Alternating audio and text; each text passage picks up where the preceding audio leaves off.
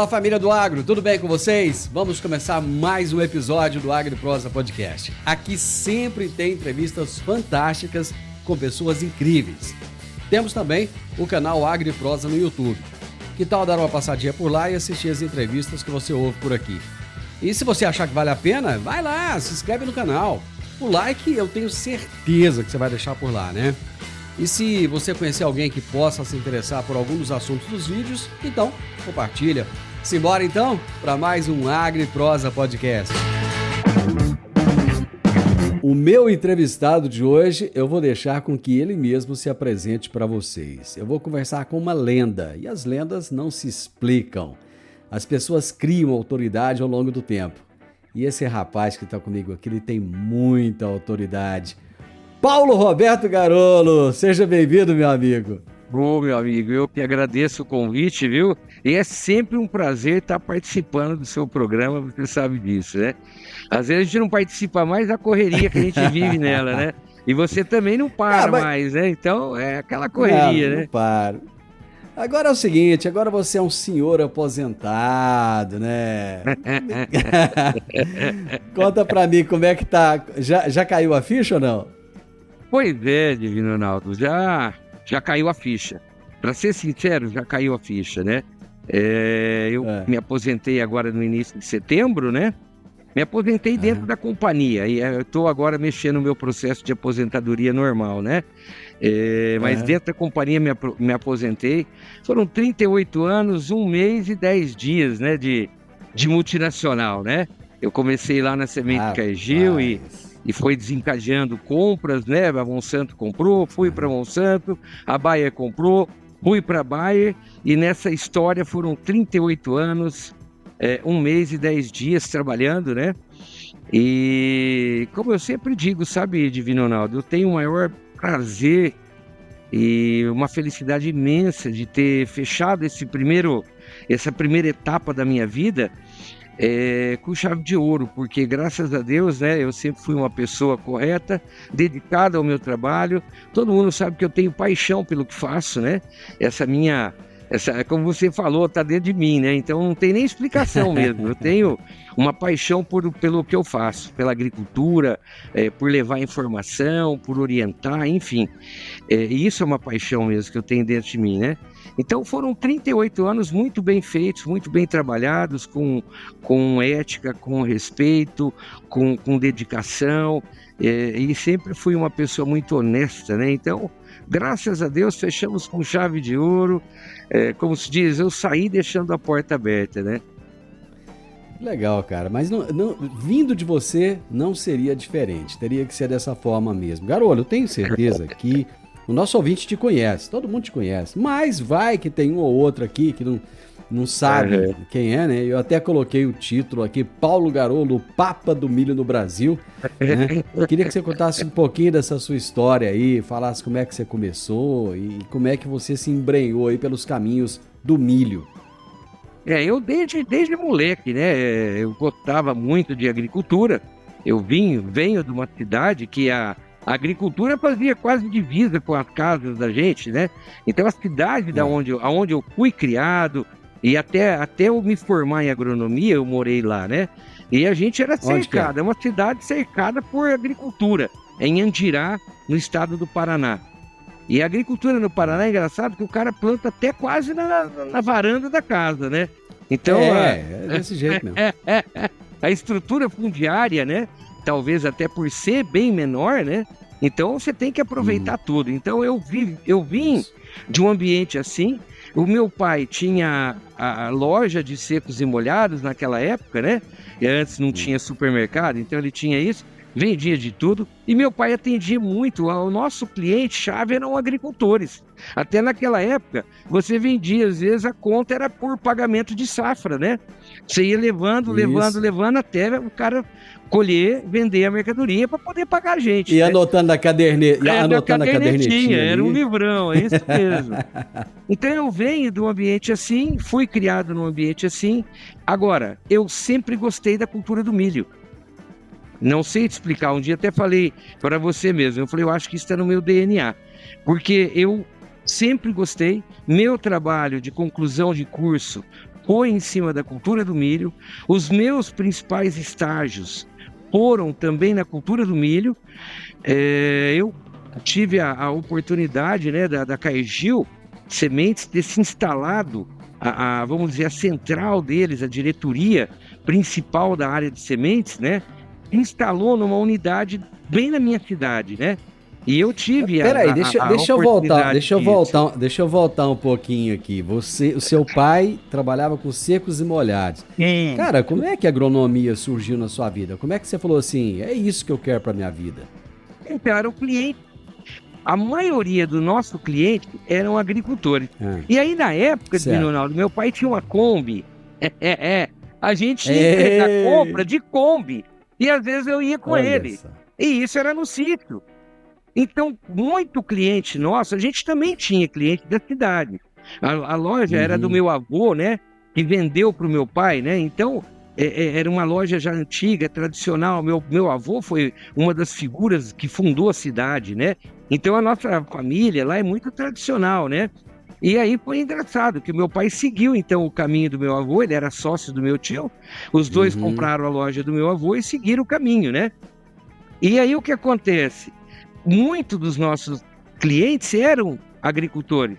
E a gente ia para o sítio, direto. E eu gostava disso, né? Aí eu aprendi a gostar. Isso foi entrando. Eu gostava muito de ir. Meu pai nunca teve. Né? Você sabe que até o meu tio-avô tinha. Mas o povo árabe, o povo libanês, eles não gostam muito de negócio de terra. O negócio deles é comércio. Então, o meu tio tem as fazendas principais de Andirá, mas trocou aquilo tudo por casas, por outras coisas. Eles não tinham esse apego com a parte agrícola, né? E o meu pai ia entregar compra no sítio, então eu ia com ele. E isso foi uma coisa que foi me despertando, né? Então eu gostava muito. E das culturas eu gostava muito do café. Na minha cidade plantava muito café, plantava-se muito trigo no inverno também, um município que planta bastante, ainda planta, né, trigo. E o milho, ele se tornou uma cultura importante com o advindo da Cargill. A Cargill Sementes, ela montou a principal unidade de produção de sementes na cidade de onde eu venho, que era Andirá. E o que aconteceu? As lavouras de milho começaram a tomar conta, porque tem o campo de produção de semente, aquela coisa toda. E eu me vi muito dentro da lavoura de milho. Eu me vi muito dentro da lavoura de milho, é uma cultura que me chamou a atenção, e aí eu mergulhei nela. E aí foi uma coisa engraçada, né, que criou dentro de mim. E eu acho que eu sonho com milho, eu durmo com milho, pensando em milho, eu trabalho. De vez em quando eu dou trabalho para minha esposa, que às vezes ela dorme, né? E eu tô pesquisando, eu tô lendo, eu tô me informando, eu tô buscando mais conhecimento de alguma coisa específica, que às vezes acontece, né? E eu perco noção do tempo, né? E às vezes eu tô lá, ela tá dormindo, eu tô lá no meu iPhone, né? Procurando e tal. De repente eu encontro. Quando eu encontro, eu grito de satisfação, ela acorda assustada, aí aquela briga, né? Aí aquela briga. Primeiro porque eu tô estudando ainda, né? E depois que ela levou o maior susto, né? Então, acontece isso, acredite, acontece isso na minha casa, viu? Então é isso. Você gosta de pamonha? Isso. Eu adoro. Tudo que é de milho, eu adoro. Tudo que é de milho, gosto. Eu não tomo leite. Não tomo leite, mas eu gosto. E no caso aí do milho, às vezes eu arrisco até a canjica, porque a canjica o pessoal faz com leite, a maioria, né? Isso. Curau também, eu só como curau com água. Eu adoro curau, mas o meu curau é feito separado, que é com água, eu não como com leite. Então eu só não gosto muito do leite. Agora, tudo que é feito de milho, bolinho, seu paixão, bolinho de milho é a coisa mais boa do mundo, né? Então tudo que é feito com milho eu gosto muito mesmo. Eu acho que é uma cultura fantástica, né? Eu vejo o milho como uma cultura fantástica.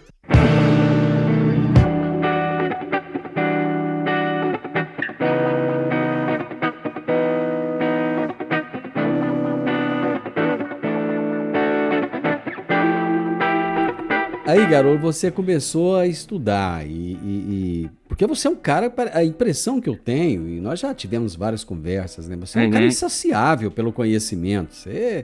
Você fica louco para estudar e aprender cada vez mais e tal. E parece que isso não para. Isso não vira uma obsessão, não, cara? Às vezes até vira. Eu não tenho um dia que eu não tenho uma leitura. Todo dia eu tenho uma leitura técnica. Todo dia. Isso virou um hábito, né? Então, todo dia. Hoje em dia... E é possível aprender mais? Porque chega um ponto que você sabe muito mesmo. Você dá palestra, fala com as pessoas, ouve outras pessoas, outros pesquisadores e tal. E ainda tem espaço para aprender? Tem. E muito. E é uma coisa engraçada, Divino Ronaldo, que é o seguinte. Cada coisa nova que eu descubro, aquilo, nossa, como eu te falei, é uma festa para mim. Cada coisa nova que eu descubro, eu começo a perceber que eu preciso aprender mais.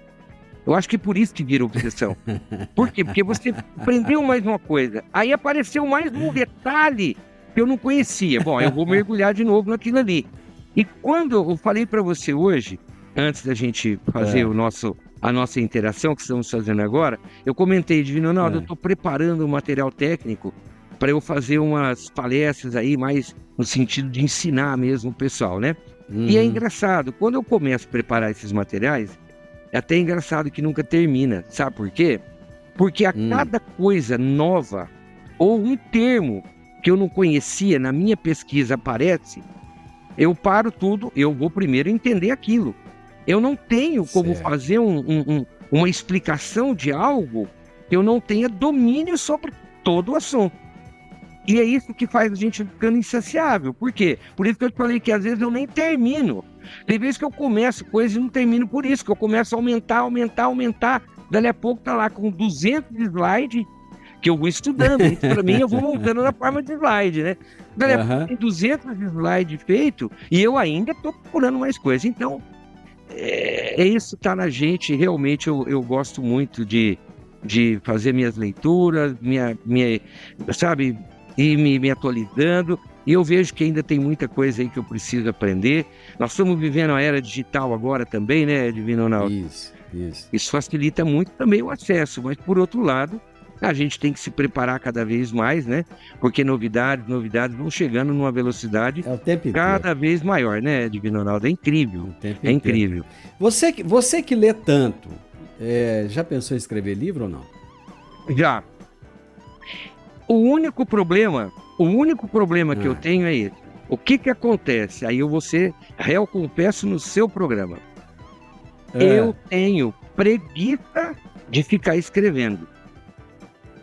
Aí, cara, contrata alguém para fazer isso pra você, edita os negócios. Eu tenho uns amigos, né, que falam até são meus fãs. Tem um amigo meu, ex-colega Bayer, né? Agora eu não tô mais. Ele continua. E ele fala para mim, garoto, o dia que se aposentar, eu vou contratar um cara, vai ficar com você para você contar coisas da sua história. Porque imagina, 38 anos, você vai acumulando um monte de história, né? Que vai acontecendo milhões de coisas na vida da gente. Você vai acumulando aquele monte de história. Ele falou, eu vou contratar um cara, para o cara ficar só te ouvindo. Ele vai gravar você vai contando história. E depois que tudo isso estiver feito, nós vamos transcrever e nós vamos lançar um livro seu. Eu tenho o sonho de lançar um livro seu, porque ele fez parte da minha história. Ele trabalhou uma época numa equipe que a gente trabalhou junto. Então ele conhece um pouco de coisas. E tem muita coisa que, inclusive, é engraçada, que acontece com a gente, né? Então é lógico. Conta um desses casos engraçados para nós. Qual que é um daqueles que você lembra assim? Não, uma que eu nunca vou esquecer. Essa para mim foi demais. Logo que eu vim do Paraná para cá, então eu vim trabalhar em Goiás. Acho que no segundo ou terceiro ano meu aqui, em Goiás, lógico, eu venho do Paraná, a gente tem hábitos e palavreados um pouco diferentes em algumas coisas, né? E lá no Sul, todo mundo que é descendente de polonês, a gente chama de polaco. Ou polonês, ou até mesmo do alemão, que não tem nada a ver com polaco, mas é em virtude da cor do cabelo ser loiro. Então, todo mundo que é meio loiro, do olho meio claro, ou verde, ou azul, a gente tem o hábito no Paraná de chamar de polaco.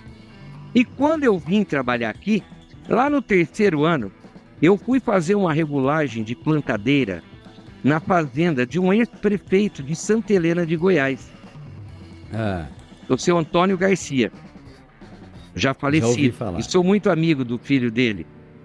O seu Antônio Garcia tinha um funcionário e era loiro e do olho claro. E eu fui fazer a tal de regulagem de plantadeira e eu comecei a chamar ele de polaco. E era um termo que a gente usava lá para pessoa com esse biotipo de cabelo e olho. O olho dele até era verde. E lá na terceira ou quarta vez que eu chamei esse rapaz de polaco, ele pegou uma chave de grife que ele estava usando para me ajudar a desapertar parafuso. Aquela época a plantadeira era aquela confusão, né? E ele jogou com tudo, com o maior ódio. Aquela troço no chão, virou as costas, subiu no trator e foi embora e largou nós tudo lá. E quando sem ele falar fez nada. isso, sem falar nada. Mas você viu, eu vi que ele jogou assim com toda a raiva do mundo. E quando ele fez isso, nessa época eu andava muito com a equipe de vendas da Soagro, que é uma empresa que eu tenho no coração, a Soagro. A Soagro fez parte da minha história. E esse vendedor falou para mim, ele falou: Garolo, sabe por que esse homem saiu assim? Para não te sentar a chave na tua cabeça, porque você não parou de chamar ele de polaco. Eu falei: uai, mas o que tem chamar de polaco? Polaco é o nome que a gente dá para as pessoas que são loiras. Falou: Paulo, aqui no Goiás, polaco é aquele negócio que coloca no pescoço de burro, de boi brabo, que não obedece. Você estava chamando o cara de polaco, ele começou a se sentir humilhado por você. Mas nunca me passou na cabeça. E o cara jogou a ferramenta no chão, uma chave de grifo, né? Jogou no chão para não acertar na minha cabeça. E realmente ele estava bufando de raiva. Então, essa é uma história que eu nunca vou esquecer. Uma troca de uma palavra, né?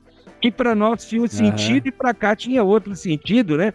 Era aquela, eles chamam de coalheira, né? Lá no sul, que põe até um sininho às vezes, né? Para o gado seguir. E é isso que era polaco aqui. E eu nunca imaginei que isso era polaco e estava chamando o cara de polaco. E ele se sentiu ofendido com isso, né? Então, sabe, tem muita história, né? Que a gente vai agregando na vida da gente, né? Mas quem nunca, né, cara? Eu lembro que uma vez você me falou um negócio, você me falou uma frase uma vez que eu fiquei assim e tal.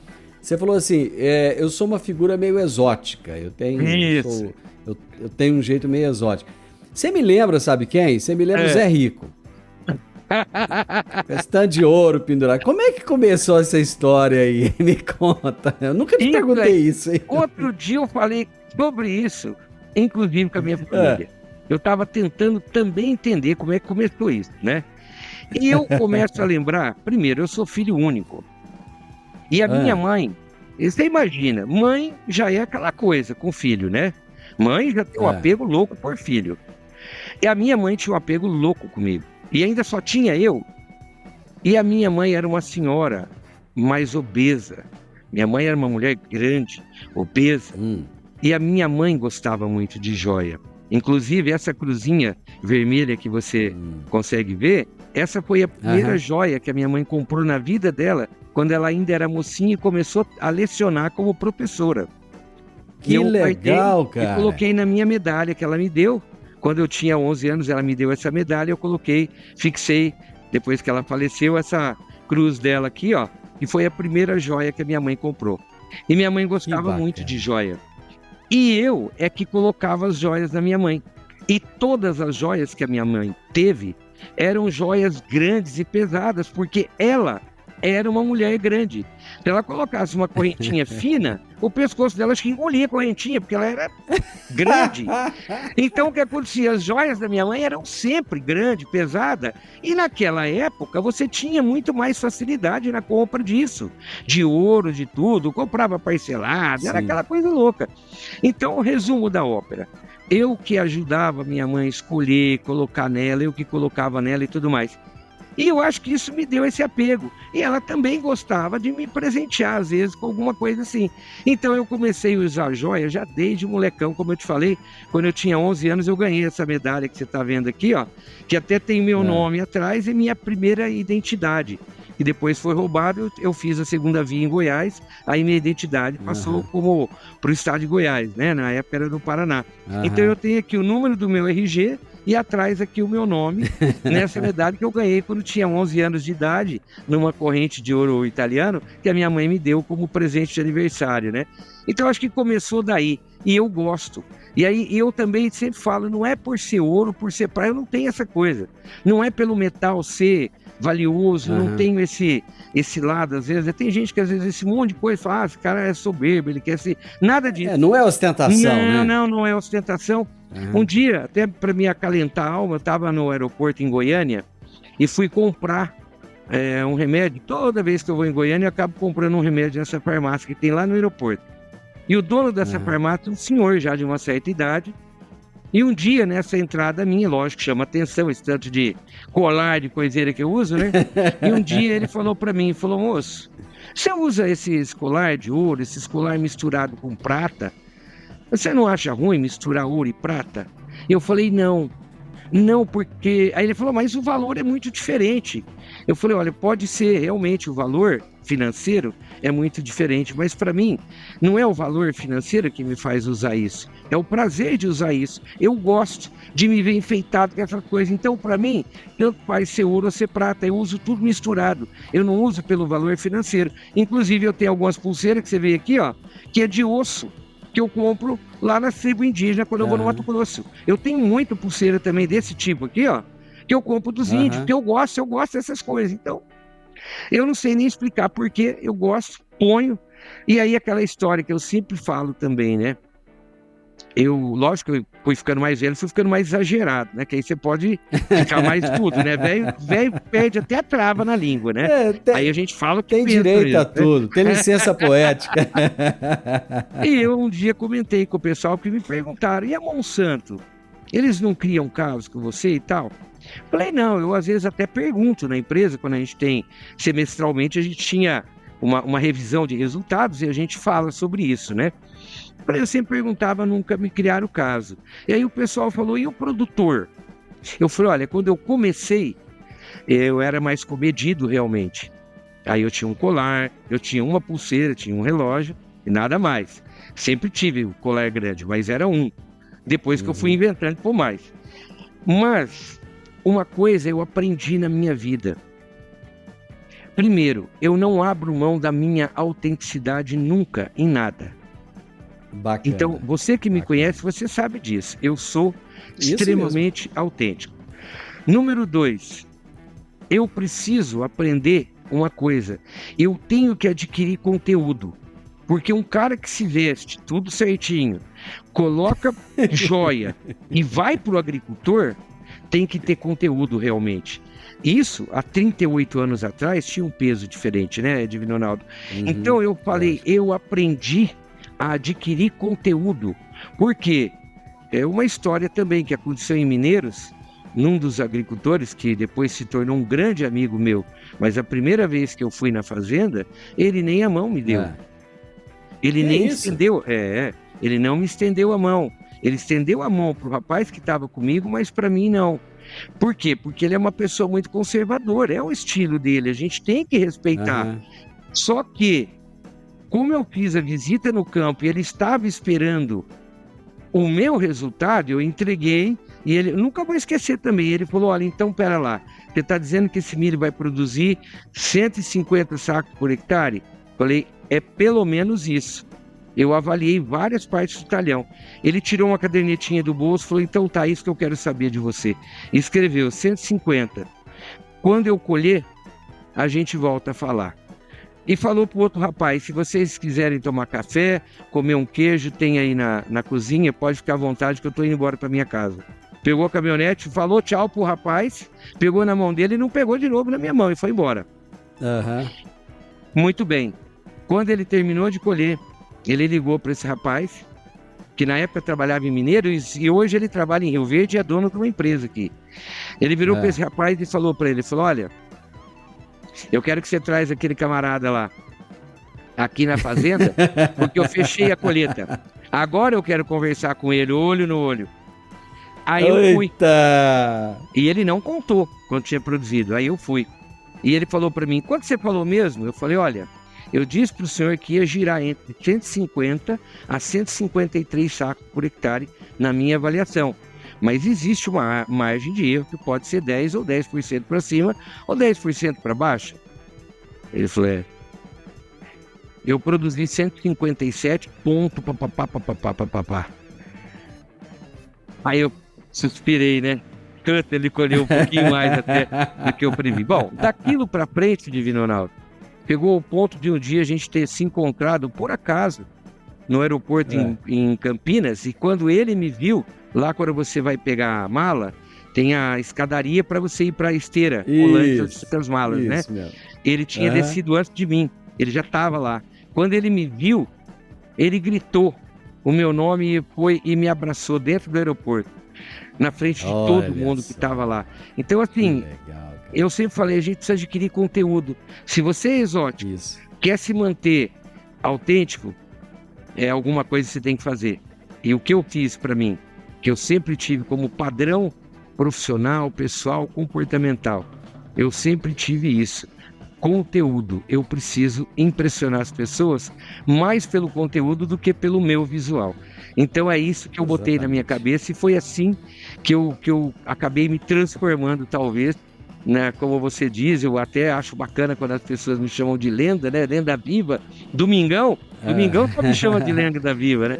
Domingão é uma figura. Outra lenda, né? É outra lenda, claro que é. Né?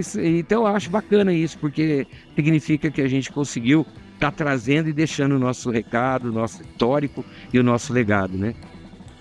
Eu entrevistei o Domingão e falei assim, você é uma lenda viva, ele, melhor do que ser uma lenda morta. É uma figura.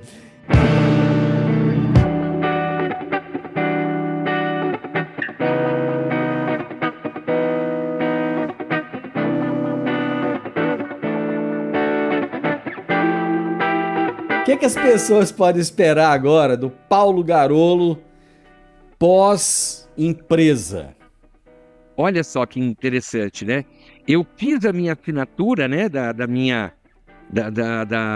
rescisão contratual no dia 4 de setembro. No dia 5 de setembro eu já estava viajando para...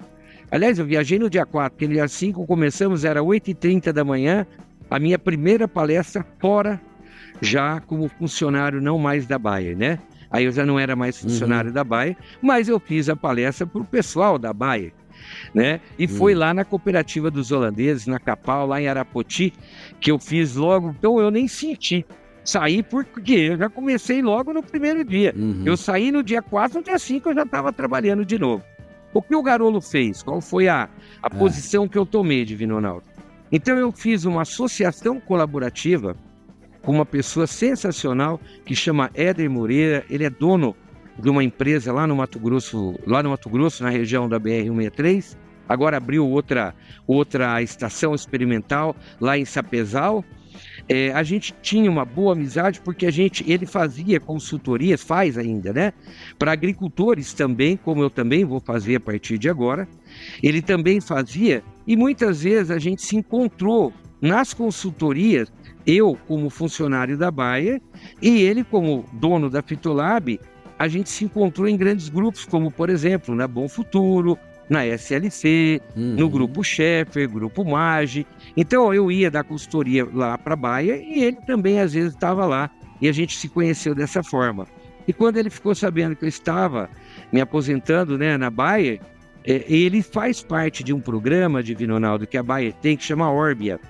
Existem outras empresas que também têm esse tipo de programa com outros nomes. E o que acontece? Você compra o agricultor ou o distribuidor, a cooperativa que compra produtos na Bayer. Então, cada produto comprado, cada compra feita, se você trocar a nota fiscal apresentar a nota fiscal dentro desse programa, você passa a adquirir pontos. Para cada produto que você comprou, você adquire pontos. E à medida que você vai acumulando pontos, você pode trocar. Ou por viagem, por alguma mercadoria que você queira, ou por consultorias de agroespecialistas. Então, quando eu saí da Bayer, eu fui, inclusive teve a reunião de despedida, né, para o Brasil todo, dentro da companhia, na qual eu fui anunciado como agroespecialista, que continuo trabalhando paralelo no Orbia, que é o programa da Bayer, né? que tanto o agricultor quanto os distribuidores e cooperativas podem trocar por pontos que eles adquirem, né? E aí eu me associei à Fitolab, por quê? Porque foi mais rápido.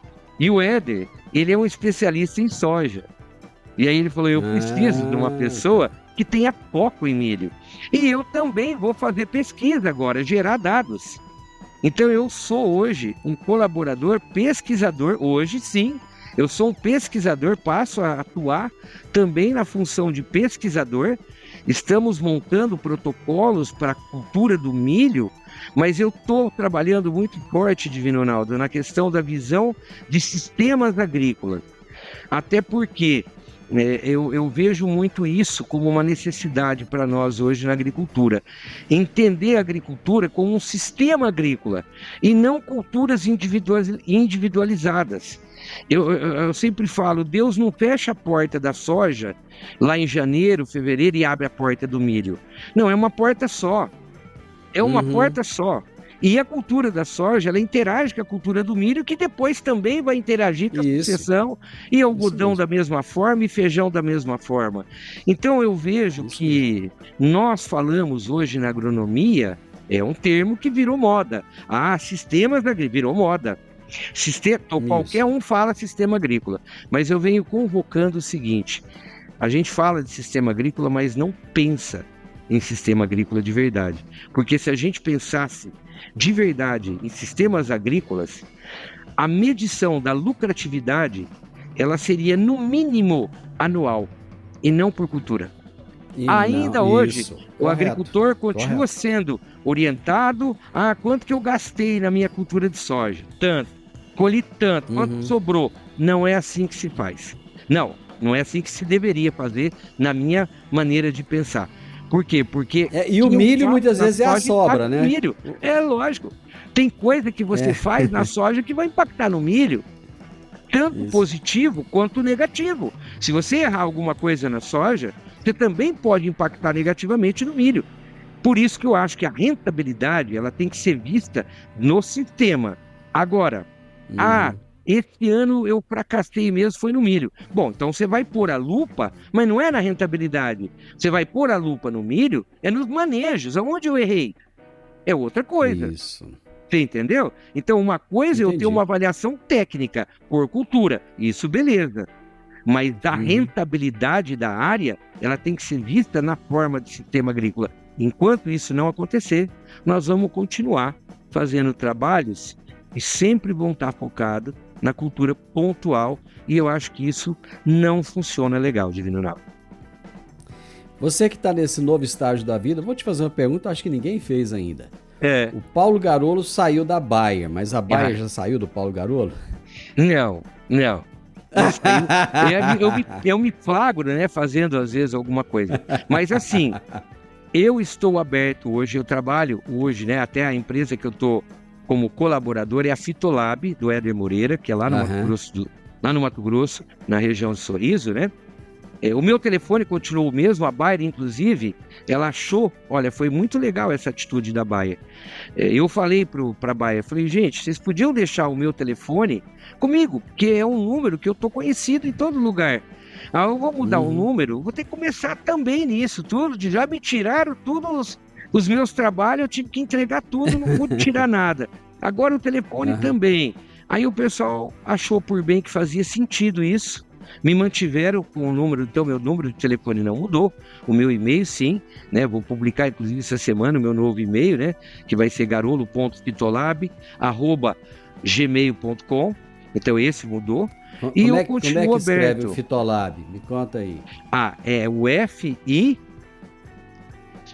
aí, T-O... Peraí, é Garolo... Isso, Garolo com dois L.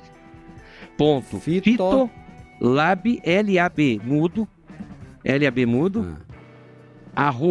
@gmail.com. Gmail.com, legal, cara. Esse vai ser meu novo e-mail. Isso mesmo, é isso aí mesmo, meu amigo. Certíssimo. Garolo. Para quem assistiu o vídeo, tá aí no vídeo. Legal, obrigado, viu? Garolo, sua palestra deve estar valendo uma grana, né, cara? Eu uso uma tabela que a própria Fitolab tem junto com o Orbia. E é óbvio que aí você tem, às vezes, alguma negociação específica com cada... Porque, olha só como é legal, né? Recentemente, eu aceitei, por exemplo, hoje mesmo, né, de manhã, na parte da manhã, eu estou fazendo um acerto com uma empresa que está me levando por um período. Eles querem um período mais longo, até para associar um pouco mais. Ele falou, sabe por quê? Você vem, você faz uma bela de uma palestra, daí acabou. Você vai embora.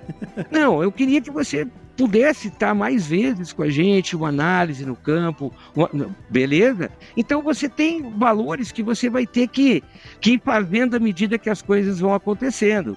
Eu vou gravar podcast, eu vou gravar videocast, que eu já fiz isso para uma empresa sem receber.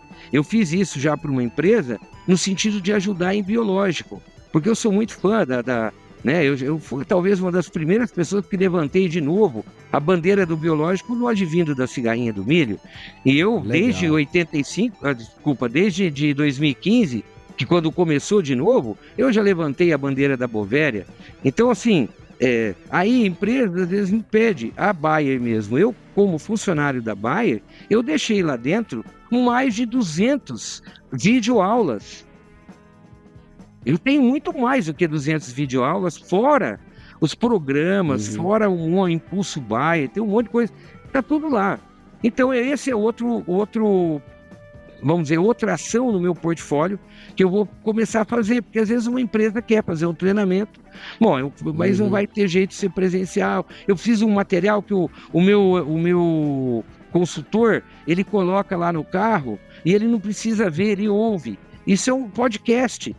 Ele vai fazer uma visita lá no cara para atender uma situação, ele pode ouvir um podcast do Garolo explicando sobre aquilo. Chega lá, tá na cabeça dele, né? Porque é muita coisa, né? Agronomia, você sabe, você tá aí todo dia entrevistando, é uma loucura, né? Sim. É uma atividade cheia de coisas. Então, eu vou ter muito, dentro do meu portfólio, eu pretendo fazer tudo isso. Conteúdos específicos, né? Estou desenvolvendo aqui um conteúdo para uma universidade que me pediu, específico, um conteúdo técnico sobre inseticidas, né? Então a gente vai desenvolver, sabe, Divino Ronaldo, vários tipos de trabalho. Aí tem uma tabelinha que tem os preços, né? E eu vou estar trabalhando nessa função, continuando a minha função, que eu mais gosto, que é realmente de compartilhar conhecimento. Eu gosto muito de fazer isso, né? Eu nem faço tanto pelo dinheiro. Obviamente que isso faz parte do processo, ninguém vive de brisa, né? Lógico. Mas não era por isso exatamente. Então, essa semana passada, né, eu estava lá em Rondonópolis, só outra que aconteceu. E um colega meu, ex-Bayer, né, me ligou, Garolo, eu estou precisando de uma informação assim, assim, assado. Eu tenho que fazer requisição lá ou você pode me dar uma dica aqui pelo telefone? Aí eu falei, não, meu amigo, que é isso? Vou te dar uma dica pelo telefone. Mas como muita gente fala, dica do Garolo não é dica, é um podcast. E eu falei com ele mais ou menos uns 20 minutos sobre o assunto. Quando eu terminei, ele virou para mim e falou assim, Garolo, eu vou te dar um feedback. Eu falei, fala, meu amigo, se você continuar assim, você vai morrer de fome. Você tem que pôr preço. Eu fiz uma perguntinha para você desse tamanho. Você me entregou, assim, de mão beijada, uma aula, cara. Isso tem que ter preço, Garolo, senão você não evolui. Eu falei, eu nunca pensei por esse lado. Ele falou, alguma vez, você foi num médico no qual você falou, doutor, eu vim aqui porque eu tô com uma dor, mas eu nem paguei. Você foi atendido? Eu falei, não. Pois é. Você é um médico de planta, meu amigo. Como que você dá as coisas tudo gratuitas para as pessoas? Você não vai andar. Então, você sabe, tem hora que a gente fica até em parafuso, né, sobre isso, porque a gente não sabe nem como agir. Você fica até amarrado, você não sabe nem como agir, né, qual é o melhor jeito de agir. Mas eu vou estar aí, viu, Divino Ronaldo, com vocês sempre. Você, toda vez que você me convidar, eu faço questão de participar do teu programa, viu? Levar informação, que eu vejo o teu carinho pela agricultura, eu vejo a tua intenção de realmente aprimorar o agricultor que ouve você. Eu te conheço, né? Eu te conheci naquela época ainda que a gente estava fazendo o pré-lançamento da Intacta Extend, né? Eu fazia parte também daquele processo. Foi quando eu te conheci e vi o teu interesse pela agricultura, você firme, e o seu programa é um programa muito legal que o agricultor realmente gosta de ouvir. Então você pode contar sempre comigo, que toda vez que você me convidar e eu puder participar, eu vou estar participando com você, viu? Pra gente finalizar, eu já tô com o dobro do tempo aqui, logicamente que pro rádio não vai tudo, né? Pro podcast vai, pro YouTube também, mas pra terminar, o papai Garolo, o vovô Garolo vai ter mais tempo pra família agora? O esposo Garolo? Olha, eu tenho princípios de vida que são muito meu, né? Muito meu.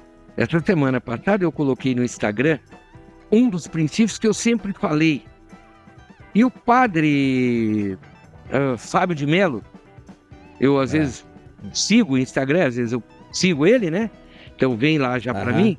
E ele falou exatamente o que eu sempre falei a respeito de um versículo bíblico, aonde diz assim: amar a Deus sobre todas as coisas e ao próximo como a si mesmo.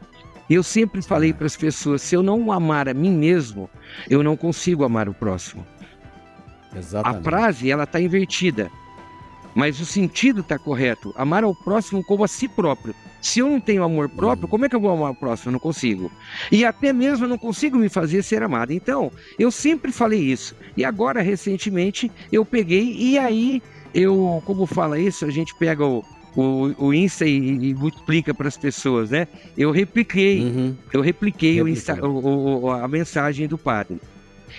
Mas por quê? Porque eu tenho os princípios. E quando você me perguntou do meu tempo, o meu princípio de tempo, eu sempre falo isso na minha casa. A minha briga é essa, né? Porque meu tempo é muito curto sempre. Sempre muito curto. Mas eu sempre digo que o tempo deveria ser medido por qualidade e não por número. A gente não continua, por quantidade, né? Por quantidade. A gente continua medindo tempo por minuto, por hora, por segundo, que é a unidade, né? Mas a gente deveria medir o tempo por qualidade. Eu falo muito isso com a minha esposa, né? Porque você imagina, ela briga muito comigo, ela vive brava comigo, eu não paro, né? E eu sempre falo, olha só, cada vez que eu chego de viagem, se ao invés de você trazer toda essa amargura, a gente fizesse de conta que tá tudo bem, fôssemos jantar fora, fôssemos tomar um vinho, aquelas 2, 3, 4, 5 horas que a gente teve junto, iam ser inesquecíveis. Mas quando a gente transforma essas 4, 5 horas em reclamação, em discussão, cobrança, cara, você pode ficar uma semana, é uma semana de inferno. Então, assim, sabe, não é como você falou, a quantidade, mas sim a qualidade. Então, meus netos, meus filhos, eu tô aqui na casa da minha filha, né, em Rio Verde, e as minhas netas estão falando aqui para mim que não é para eu ir embora. Eu falei, não, daqui a pouco seu pai vai me jogar daqui do prédio, né? Porque eu fico aqui de grátis, né? Então, daqui a pouco ele vai me jogar daqui de cima, né? Então, a netaiada gosta, mas é assim. Eu tenho que ir, eu vou, eu tenho que viajar, eu viajo quando eu estou de volta. Agora, todo dia eu mando bom dia para toda a minha família, para os meus amigos mais próximos, você sabe disso, inclusive. Eu recebo todos os dias. Pulo. Eu raramente pulo. Quando eu pulo é porque eu tô a 1000 por hora em voo, em conexão, aí às vezes não dá tempo.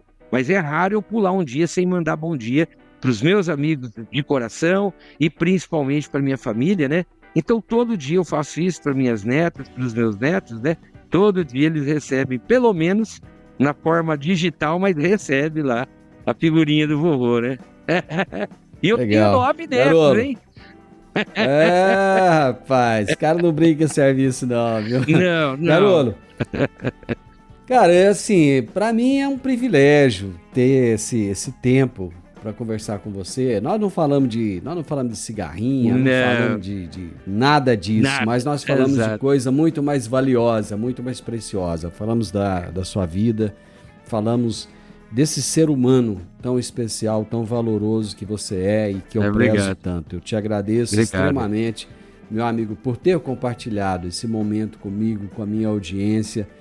Esse vídeo vai ficar, esse podcast vai ficar, eu tenho certeza que muita gente vai gostar, vai comentar com a gente. E, cara, obrigado, viu? Eu que agradeço. Daqui a pouco a gente vai falar de novo de milho, de cigarrinha, daquela coisa errada. Já. Um abraço pra você, aí, viu? Eu que agradeço, meu amigo. Um abraço pra você e pra todo o pessoal que tá te ouvindo, viu?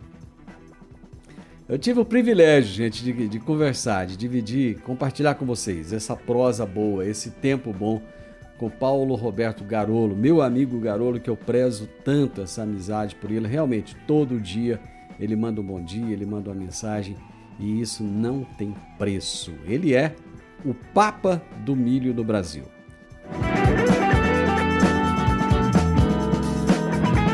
O podcast Agro e Prosa tem o objetivo de falar do agronegócio de forma fácil, simples e descomplicada.